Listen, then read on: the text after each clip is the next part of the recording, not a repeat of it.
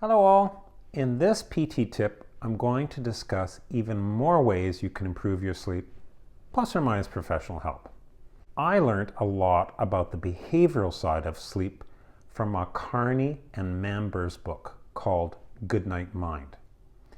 This is a good book because it explains both how the sleep system functions and how this can be impacted, for better or worse, by your behaviors. Their approach differs a bit from the more standard recommendations.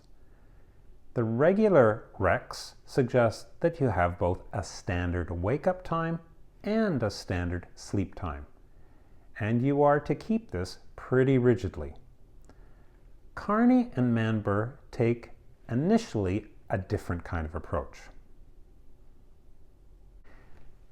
They offer the following tips. Sleep is aided by a cool, quiet bedroom.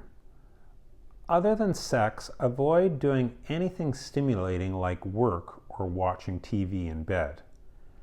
Sleep behavior is very associative. Your body needs to strongly associate the bedroom with sleep almost exclusively. Exercising regularly, particularly in the afternoon, can lead to deepened sleep. However, avoid strenuous exercise 2 hours before bedtime. Also avoid alcohol. Avoid caffeine after noon, for example, coffee, tea, many sodas, and chocolate. Avoid very spicy or sugary foods 4 to 6 hours before bed. For 2 hours prior to when you intend to go to bed, don't watch screens. That means TV, computer screens, or mobile phones. These tend to flood your eyes with stimulating blue light. Try to establish a regular bedtime routine. Remember, sleep is highly associative. For example, listening to a certain kind of relaxing music, taking a warm bath or shower, reading or listening to non-stressful stories, doing some gentle stretching or yoga, or practicing deep breathing and other body relaxation techniques. When you repeat these, your brain will say, "Oh, this stuff," and begin the countdown to sleep. On the other hand, fix a regular wake-up time 7 days a week. For now, no sleeping in on the weekend. Depending on how tired you are, allow your go-to-sleep time to initially float a bit. Don't force yourself to go to bed. In other words, don't try to fight with your sleep system. Rather, go to bed when you're feeling tired, even if this means you're going to bed later. But you still have to get up the next morning at your usual time. You'll likely then drag yourself through the next day and possibly be more symptomatic. But the next night, you'll probably sleep more deeply and restoratively. By anchoring your wake-up period and allowing your bedtime to float, your sleep time will essentially seesaw, eventually settling itself to what you need.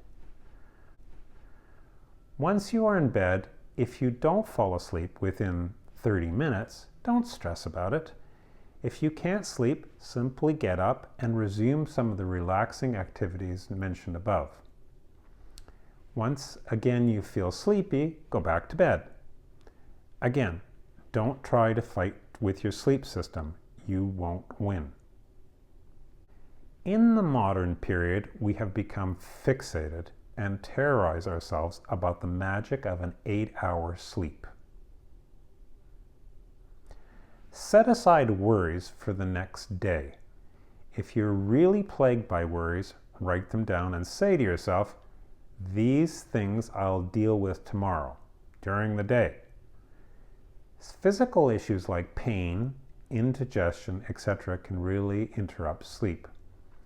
Likewise, medications, low mood, and anxiety significantly reduce sleep quality and quantity. If this is what you are dealing with, it's important to discuss the issue or issues with your doctor. Now, if you have diligently tried all of the above for a while without success, you again need to consult your GP. If it's still not that helping, ask to be referred to a good sleep specialist, also known as a somnologist, in order to have a sleep study done.